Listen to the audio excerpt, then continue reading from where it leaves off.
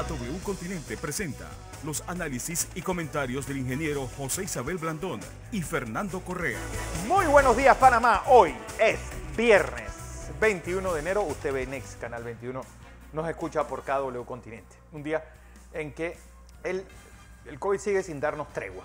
Y pues, ya llegó hasta el gabinete, ya no solamente el vicepresidente y el ministro de Comercio, también la ministra de Educación.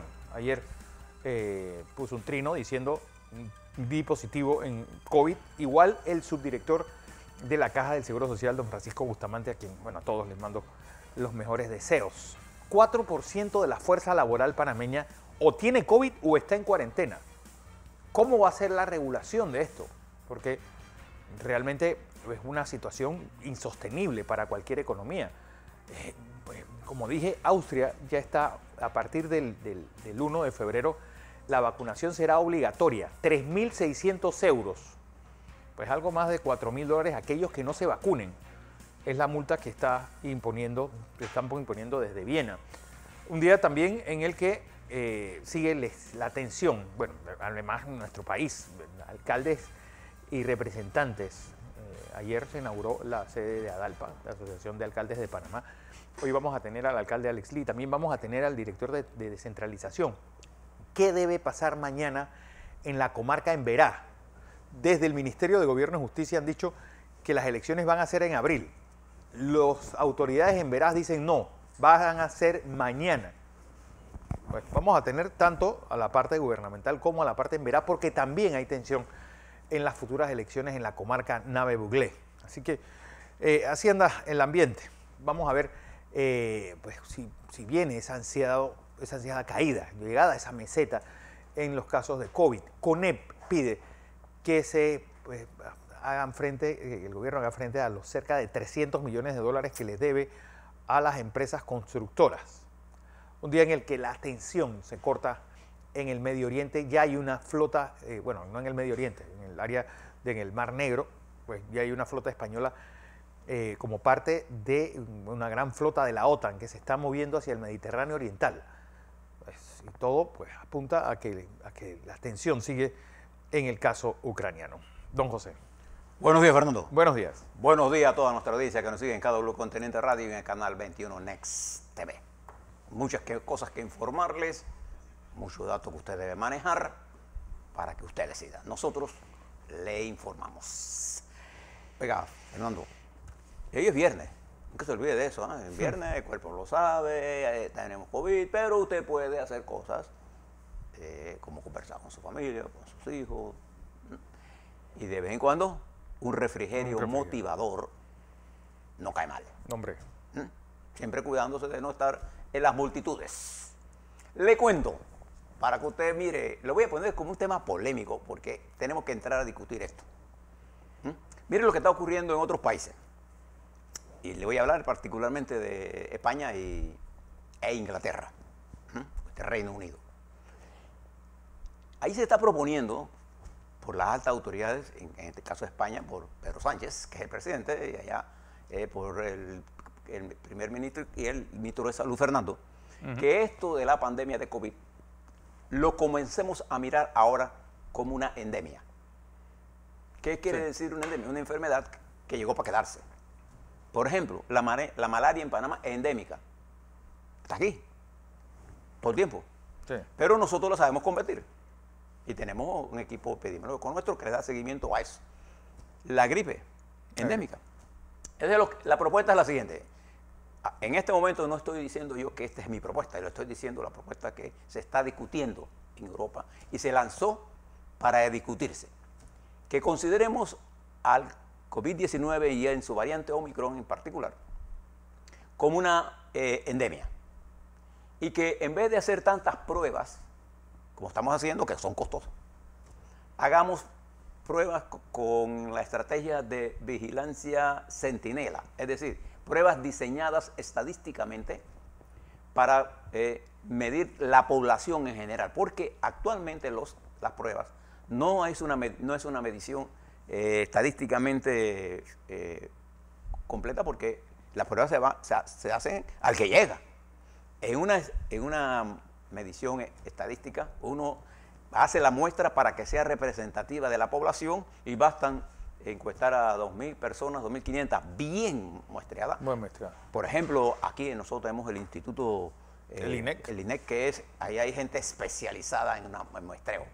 En cualquier estudio estadístico, lo más importante es el muestreo, el diseño de la muestra, y 2, la calidad de las preguntas, y 3, la supervisión de campo. Y en tercero, 4, los análisis y el contexto en que esos números se dan. Nadie puede creer en un número si no lo entiende en el contexto. Bien. Entonces está proponiéndose que esto se haga y que breguemos con el Omicron, esta ola, esperando resultados. Y hay un debate ya en el mundo sobre esto. Nosotros, los números que tenemos ahora mismo, nos están indicando un incremento sustancial del número de contaminados, pero el efecto en el sistema sanitario sigue siendo relativamente bajo. No es que no es importante. Se han incrementado los muertos, ahora les doy la cifra, pero este es un debate. Esto no es una propuesta. ¿Por qué? Porque ya tenemos una gran cantidad de vacunados. Tanto en Europa, el país desarrollado con menos vacunas es los Estados Unidos. Por eso es que esto le ha afectado tanto. Hay países con gran nivel de vacunación que van a tomar algunas medidas. Ya, por ejemplo, España e Inglaterra anunciaron que a partir de febrero esto lo van a manejar de otra forma. De manera que esto es un debate. Y ya sabemos mucho del virus, tenemos muy buenos científicos, y yo espero que los nuestros, sin duda alguna, están estudiando esto. Se lo presento para que usted tenga otro punto de vista, pensar y de tener dudas razonables. Le he dicho muchas veces a todos los que nos escuchan, eso no es malo. Al final uno va a la universidad, al estudio. ¿Uno para qué estudia? Para tener dudas razonables. Una duda razonable es una duda basada en la ciencia. No es que cualquier pelafustán diga una cosa. Sí, y uno le sigue la corriente. O, por ejemplo, que la vacuna alteran su DNA. Eso es una perfecta barrabasada, va a decirle. ¿No? Es una estupidez. Bueno, ahora están diciendo que incluso que hay unos que te sacan el virus, que hay expertos ya que te sacan lo que te inoculan para poder que te hagas la vacuna, pero que no te... Es decir, yo he oído cosas tan absurdas como que esto es una vacuna que está hecha para que se active un chip y te maten. Es decir, señores, esto es ciencia. Hay que vacunarse. Usted hágale caso a los científicos, no a los charlatanes. ¿Eh? Si tú estás hablando con alguien que es, así sea ingeniero, abogado, no tiene la autoridad ni científica ni moral para hablar de una vacuna. Le planteo esto porque este es un debate que tenemos que hacer y está repitiendo lo mismo,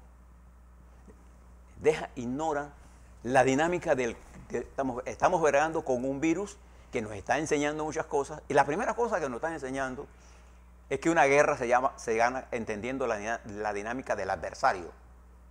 Entendiendo la dinámica del adversario. Para entender la dinámica del adversario hay que estudiar sobre la base de la ciencia. Eso se llama estrategia. Los conocimientos para el diseño de mi contraataque estratégico a ese enemigo. Nosotros hemos sido, aquí en Panamá, estratégicos.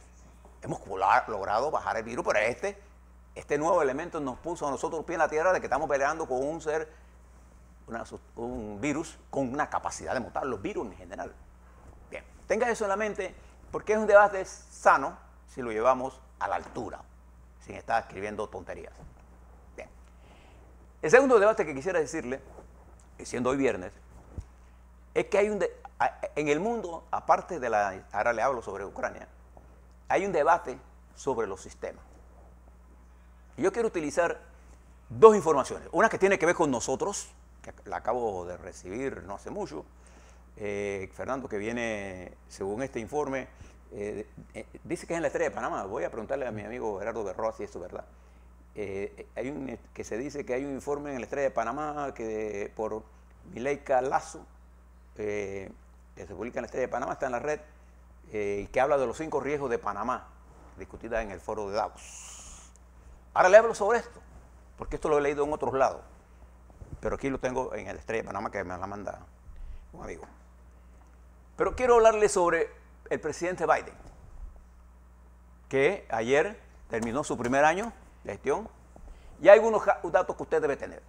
Primer dato que usted debe saber, que la caída del índice de gestión de Biden es una de las más bajas. Solo lo superó en el primer año Trump, depende de la encuesta que usted mire. La que yo tengo aquí, que viene de un informe que preparó la BBC de Londres, completo, la unidad de inteligencia. Y establece que la caída de Biden pasó de 42 a 32, pero hay encuestas que lo ponen más bajo, pero Trump en el primer año, recuerden, cayó vertiginosamente. Sí. Siempre tuvo alrededor de los 50. La primera cosa entonces es que si hay una caída del índice de gestión, lo que es normal en estos procesos. El índice de gestión no indica que usted no puede seguir trabajando como presidente. Más un año tan difícil. Entonces, el presidente tiene algunos éxitos importantes. Se los voy a leer. Entre enero y diciembre del 21, la tasa de desempleo en los Estados Unidos se redujo de 6.4 a 3,9%, según datos de la Oficina de Estadísticas Laborales. Se trata, según los economistas, de la mayor caída del desempleo en el mismo año ocurrida en la historia de ese país. Ya en el tercer trimestre del 21, el Producto Interior Bruto estadounidense había superado sus niveles registrados antes de la pandemia. También aumentaron los niveles de ahorro de los hogares, el salario promedio de los trabajadores y en general el consumo y la demanda interna. Ahora yo le pregunto, son números con que se analizan en los Estados Unidos todo. Bien. Mire estos mismos números en Rusia o en China. Estos son números. ¿Te recuerda cómo subió el desempleo con el COVID? Bueno, él lo pone ayer en su Twitter. 210,000 americanos ya completamente vacunados, 96% de las escuelas abiertas. ¿Biden? Sí, Biden lo puso ayer en su Twitter y lo retuitea. Y es también, y por no mencionar, pues, mejores carreteras y puentes, mejores agua más limpia, y lo pone el presidente Clinton también, hace eco de ese Twitter del presidente Biden. Que miren este estudio, ¿no? Fíjense lo que dice el Instituto de Urban Institute de los Estados Unidos. Un centro de estudios con sede en Washington, D.C., no es gobierno. Sí. Estimó que el impacto de estas medidas que tomó Biden se refleja en el descenso de la pobreza, que pasó de 13,9 estimada en el 18 a 7,7% anual. ¿Cuál es la pobreza en Rusia hoy? Bueno, que Rusia es un país del tercer mundo, es decir, nosotros no podemos seguir ahora insistiendo de poner a Rusia como si fuera la gran economía mundial. ¿Qué ha hecho Biden mal? Muchas cosas. La primera cosa que hizo mal fue subestimar el nivel de dependencia de los senadores de las tesis políticas de Trump. Entonces él pensó que con su experiencia de muchos años en el Senado él podía convencer. Bueno, no podía convencer a 2 senadores que se han convertido en 2 republicanos más. ¿Qué? Para bloquearlo. Virginia Occidental y una de Kentucky, creo que es. Y Kentucky, sí. No estoy seguro. 2. Y entonces él tiene 48 contra 52. En realidad, eso es lo que está pasando. Subestimó eso y subestimó la capacidad de vacunación en los Estados Unidos, producto de los niveles de desarrollo de teorías conspirativas en la mente de muchos blancos pobres de los Estados Unidos que consideran que vacunarse es no vacunarse es un derecho sagrado, sí, y que la vacuna es todas las cosas que usted sabe, que dicen ellos. Y yo no me alegro que nadie que diga que no se vacuna se muera. Yo no me alegro de eso. Por eso es que hacemos un esfuerzo para que usted... Pero miren los números que él tiene. Donde el presidente Trump, además, desarrolló un proyecto de infraestructura, que fue una arquitectura de manejo del Congreso, y él pensó que él podía hacer todo así.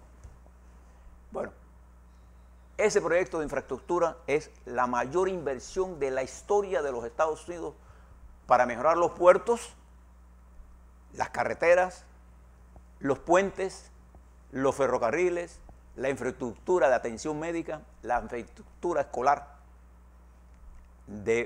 sin precedentes en la historia de los Estados Unidos. Eso lo hizo el presidente Biden, está en desarrollo ese proceso. Eso ocurre cuando estábamos en la crisis, mientras nosotros aquí en Panamá crecimos en puertos y nuestra infraestructura portuaria es moderna. Y nuestra infraestructura del canal, con la ampliación, es moderna. ¿Ves Fernando? Ahora, ¿qué hizo mal él? La inflación en los Estados Unidos es la más alta de la historia. 2, el manejo político Y la insurgencia de la oposición fue sobreestimada por los estrategas de Biden. Y ha perdido el control del Senado y ha perdido la dinámica política de ese país.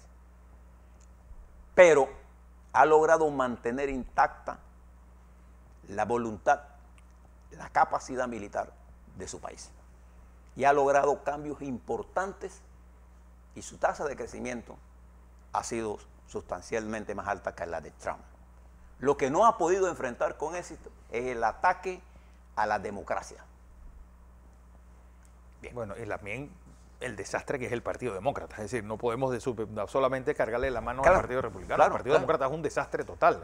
Vamos a ponerlo así. Las corrientes que impulsan las nuevas escenarios que se están generando no solamente afectan a los republicanos, afectan a los demócratas, en la que se encuentra un grupo radicalmente más progresista o de izquierda, como usted lo quiera llamar, y un grupo de derecha, y él se encuentra atrapado en el centro.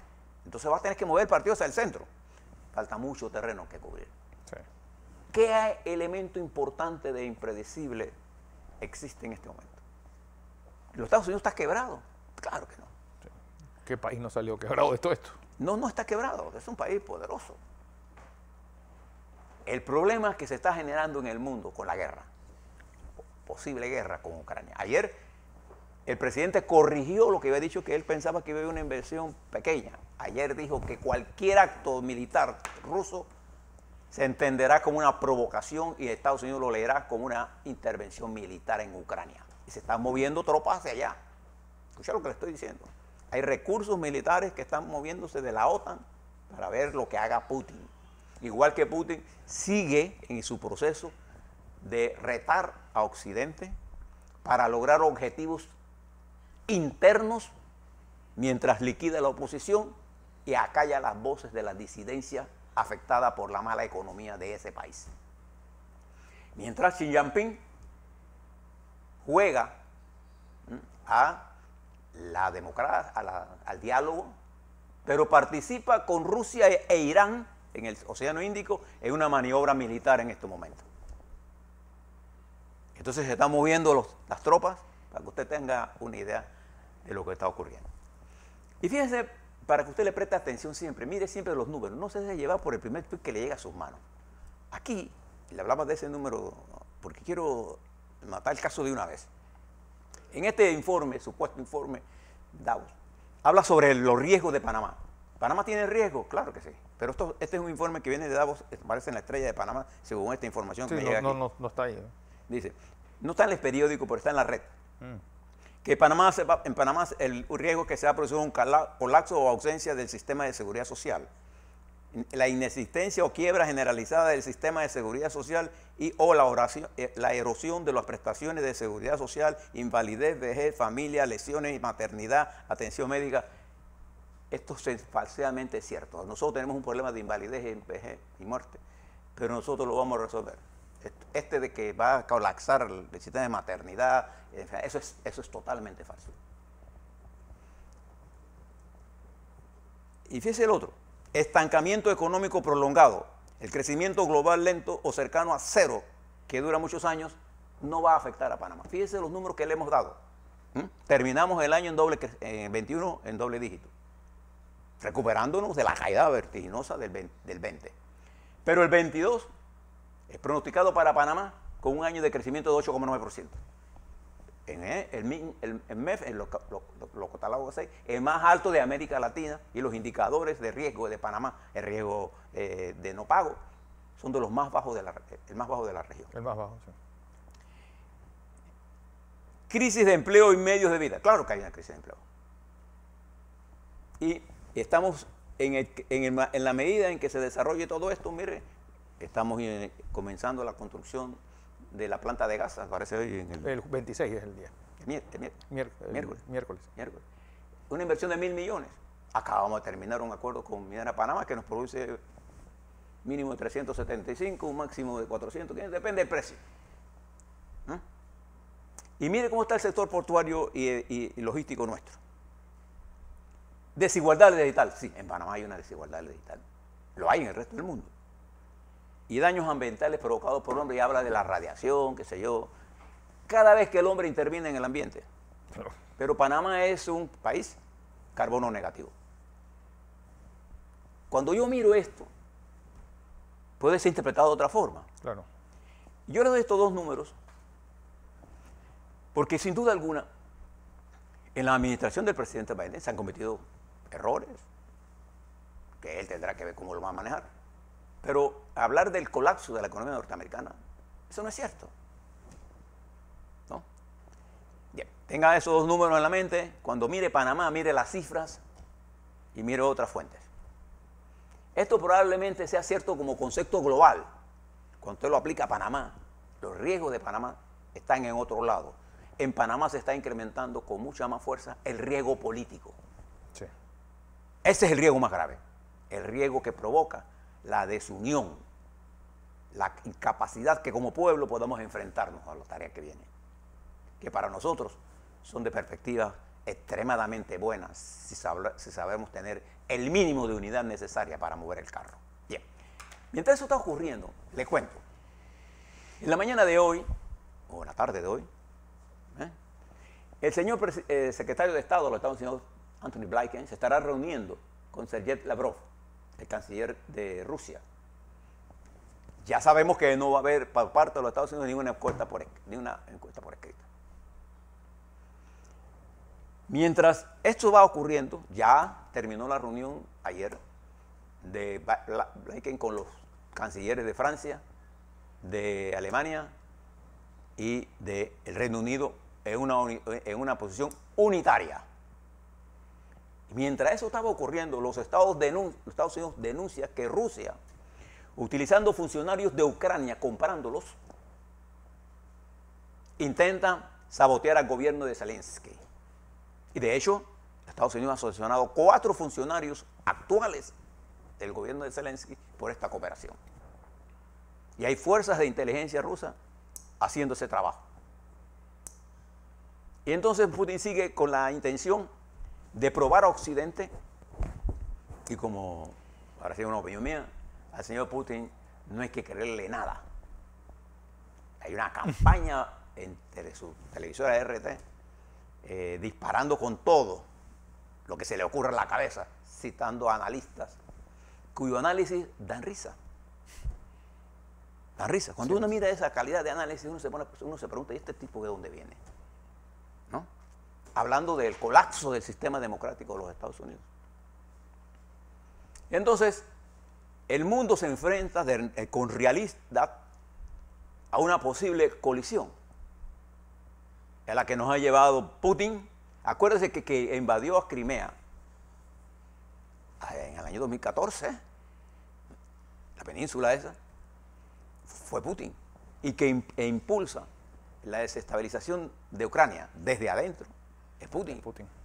Que hay más de 17.000 muertos a estas alturas ucranianos. Recuerden eso. ¿Qué va a pasar? No sabemos. Ojalá se imponga el criterio de Xi Jinping y de Biden, de verdad, que se sienten a negociar esto. Ojalá. Porque al negociar esto, salimos de un entramado peligroso.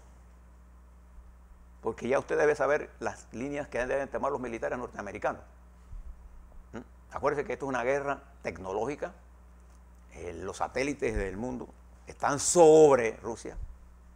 Y los de Rusia están sobre Estados Unidos. Y los de China están sobre esto. Y los de Europa están y se están moviendo. Y ahora la unidad de la OTAN es más fuerte que ayer. Sí. De hecho, hay 2 países como Finlandia y Suecia que están pensando en unirse a la OTAN. Para que usted vea cómo esta nueva situación está generando esto. Mientras eso ocurre, en nuestro continente se está acercando periodos importantes. La otra semana toma posesión Xiomara Castro en Honduras. La señora vicepresidenta de los Estados Unidos estará allá. Allí se van a producir cambios importantes. Recuerde que Xiomara adquiere Estado, la gerencia del Estado, siendo Honduras una narcodemocracia. Sí, un Estado fallido de manual. Este presidente, que la estructura, además persiguiendo y violando gente y matando gente, ese es Honduras de hoy. Por eso apareció este Hernández por ahí en Nicaragua. Usted no lo vio en la toma de posesión. Estaba buscando refugio. También el 11 de marzo toma posesión Boric allá en Chile. Va a haber cambios. Y sigue la situación inestable en Ecuador y en Perú, mientras Arce sigue proponiendo cambios sociales importantes en Bolivia. Se deteriora la situación política se puede ir más allá, y la confusión en Venezuela. Las elecciones en Colombia están en desarrollo en medio de una campaña. Usted tiene que tomarse un poquito de tiempo. No solamente vea la novela que le estoy diciendo, vea la novela política que se está desarrollando allí. Y vea usted cómo los medios de comunicación se están encargando de destruir la institucionalidad colombiana. En todo sentido. En todo sentido. Esto pasó en Venezuela y salió fue a Chávez. Eso está pasando en Panamá. Cuando los medios de comunicación disparan cosas a lo loco, sin pensar, sin estudiar, sin leer. Cuando usted publique algo, mire lo que está haciendo. Y mire lo que pasó. En medio de esta situación, el canciller alemán Scholz conversa con Boris Johnson, que está acosado por los problemas internos que tiene, sobre el problema de la seguridad europea y de Ucrania. Y estamos hablando de dos países extraordinariamente importantes, poderosamente más económicos que Rusia, e Inglaterra no deja de ser una gran potencia militar. Y en la campaña que han montado contra España, los rusos. Sí. Preste atención a todo lo que está ocurriendo en el mundo. Incluso de dentro, porque uno Porque para Rusia solo existe en América Latina Venezuela, Nicaragua y Cuba. Y ojalá se mantenga ahí. Entonces esto nos está obligando a una polarización global peligrosa. Por eso que nosotros, desde el principio, cuando concebimos los tratados de neutralidad, pensamos en la neutralidad activa del Canal de Panamá. Porque ese es un activo importante de nosotros y del mundo. Y un objetivo militar. No se engañen en eso.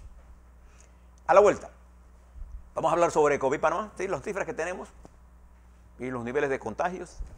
Vamos a hablar sobre, tengo aquí un desmentido de la compañía Jers Medical, que se lo voy a leer en derecho a la réplica. Vamos a hablar sobre lo que está pasando en la vida política de este país. Así es.